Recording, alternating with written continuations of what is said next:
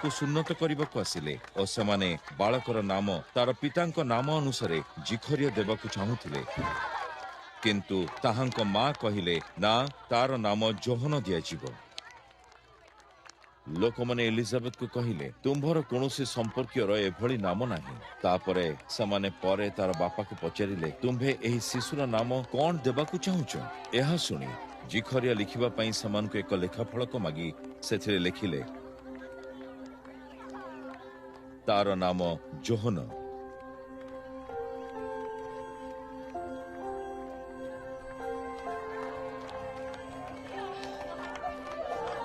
ସବୁ ଲୋକ ଆଶ୍ଚର୍ଯ୍ୟ ହୋଇଗଲେ। ତାପରେ ତତ୍କ୍ଷଣାତ୍ ଜିଖରିୟଙ୍କ ପାଟି ଖୋଲିଗଲା। ସେ କଥାବାର୍ତ୍ତା କରିପାରିଲେ। ସେ ପରମେଶ୍ୱରଙ୍କର ସ୍ତୁତି କରିବାରେ ଲାଗିଲେ। ତାହାଙ୍କର ସମସ୍ତ ପଡ଼ୋଶୀ ଭୟଭୀତ ହେଲେ। ଜିହୁଦାର ସମସ୍ତ ପାହାଡ଼ିଆ ପ୍ରଦେଶର ଲୋକେ ଏହି ସବୁ ଘଟଣା ବିଷୟରେ ଚର୍ଚ୍ଚା କରିବାକୁ ଲାଗିଲେ। ଏ କଥା ଯେଉଁମାନେ ଶୁଣିଲେ ସେମାନେ ବିସ୍ମିତ ହୋଇଗଲେ। ଲୋକେ ଭାବିଲେ, ଏ ବାଳକଟି କଣ ହେବ? ପ୍ରଭୁଙ୍କ ହସ୍ତ ପିଲାଟିର ସହିତ ଅଛି। ସେମାନେ ଏପରି ଭାବିଲେ। ତାପରେ ଯୋହନଙ୍କ ପିତା ଜିଖରିୟ ପବିତ୍ର ଆତ୍ମାରେ ପରିପୂର୍ଣ୍ଣ ହୋଇ ଉଠିଲେ। ସେ ଭବିଷ୍ୟତବାଣୀ କହିଲେ, ଇସ୍ରାଏଲର ପ୍ରଭୁ ପରମେଶ୍ୱରଙ୍କର ସ୍ତୁତିଗାନ କର। ସେ ନିଜ ଲୋକମାନଙ୍କୁ ସାହାଯ୍ୟ କରିବା ପାଇଁ ଆସିଛନ୍ତି ଏବଂ ସେମାନଙ୍କୁ ସ୍ୱାଧୀନତା ଦେଇଛନ୍ତି। ସେ ଆମ୍ଭମାନଙ୍କ ପାଇଁ ତାହାଙ୍କ ସେବକ ଦାଉଦଙ୍କ ପରିବାରରୁ ଜଣେ ଶକ୍ତିଶାଳୀ ଉଦ୍ଧାରକର୍ତ୍ତାଙ୍କୁ ଦେଇଛନ୍ତି। ବହୁତ ଦିନ ପୂର୍ବେ ବାସ କରୁଥିବା ନିଜ ପବିତ୍ର ଭବିଷ୍ୟତବକ୍ତା ମାନଙ୍କ ମାଧ୍ୟମରେ ପରମେଶ୍ୱର ଏହା କରିବେ ବୋଲି କହିଥିଲେ। ସେ ଆମ୍ଭମାନଙ୍କୁ ଆମ୍ଭମାନଙ୍କର ଶତ୍ରୁମାନଙ୍କ ଠାରୁ ତଥା ଆମ୍ଭମାନଙ୍କୁ ଘୃଣା କରୁଥିବା ସମସ୍ତଙ୍କ ହାତରୁ ରକ୍ଷା କରିବାକୁ ପ୍ରତିଶ୍ରୁତି ଦେଇଥିଲେ। ସେ ଆମ୍ଭମାନଙ୍କର ପୂର୍ବପୁରୁଷମାନଙ୍କୁ ଦୟା ଦେଖାଇବେ ବୋଲି କହିଥିଲେ ଏବଂ ସେ ତାହାଙ୍କର ପବିତ୍ର ପ୍ରତିଜ୍ଞା ମନେ ରଖିଛନ୍ତି।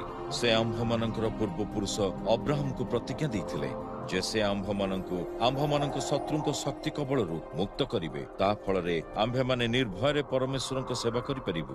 ଆମ୍ଭେମାନେ ବଞ୍ଚିଥିବା ପର୍ଯ୍ୟନ୍ତ ପରମେଶ୍ୱରଙ୍କ ଆଗରେ ଧାର୍ମିକ ଓ ପବିତ୍ର ରହିବୁ। ଏବଂ ତୁମ୍ଭେ ହେ ଶିଶୁ, ତୁମ୍ଭେ ସେହି ସର୍ବପରିସ୍ଥ ପରମେଶ୍ୱରଙ୍କ ଭବିଷ୍ୟତ ବକ୍ତା ରୂପେ ଖ୍ୟାତ ହେବ। ପ୍ରଭୁଙ୍କ ଆଗମନ ପାଇଁ ଲୋକମାନଙ୍କୁ ପ୍ରସ୍ତୁତ କରିବା ନିମନ୍ତେ ପ୍ରଭୁଙ୍କ ପୂର୍ବରୁ ତୁମ୍ଭେ ପ୍ରଥମେ ଯିବ। ପରମେଶ୍ୱରଙ୍କ ଲୋକଙ୍କୁ ତୁମ୍ଭେ ଜଣାଇଦେବ ଯେ ସେମାନଙ୍କର ପାପକୁ କ୍ଷମା କରି ଦିଆଯାଇ ସେମାନଙ୍କୁ ଉଦ୍ଧାର କରାଯିବ। ଆମ୍ଭମାନଙ୍କ ପରମେଶ୍ୱରଙ୍କ ସ୍ନେହମୟ ଅନୁଗ୍ରହ ହେତୁ ସ୍ୱର୍ଗରୁ ଆଗତ ଗୋଟିଏ ନୂତନ ଦିନର ପ୍ରଭାତ ଆମ୍ଭମାନଙ୍କୁ ଆଲୋକିତ କରିବ। ମୃତ୍ୟୁର ଭୟରେ ଅନ୍ଧକାର ଭିତରେ ବାସ କରୁଥିବା ଲୋକଙ୍କୁ ପରମେଶ୍ୱର ସାହାଯ୍ୟ କରିବେ। ସେ ଆମ୍ଭମାନଙ୍କୁ ଶାନ୍ତି ମାର୍ଗରେ ବାଟ କଢ଼ାଇ ନେବେ। ଶିଶୁଟି ଏହିପରି ବଢିବାକୁ ଲାଗିଲା ଓ ଆତ୍ମାରେ ଦୃଢ଼ରୁ ଦୃଢ଼ତର ହେବାକୁ ଲାଗିଲା। ଇସ୍ରାଏଲର ଉପଦେଶ ପ୍ରଦାନ କରିବାର ଶକ୍ତି ପାଇବା ପର୍ଯ୍ୟନ୍ତ ଯୋହନ ଅନ୍ୟ ଲୋକମାନଙ୍କ ଠାରୁ ଦୂରରେ ଏକ ସ୍ଥାନରେ ରହିଥିଲେ।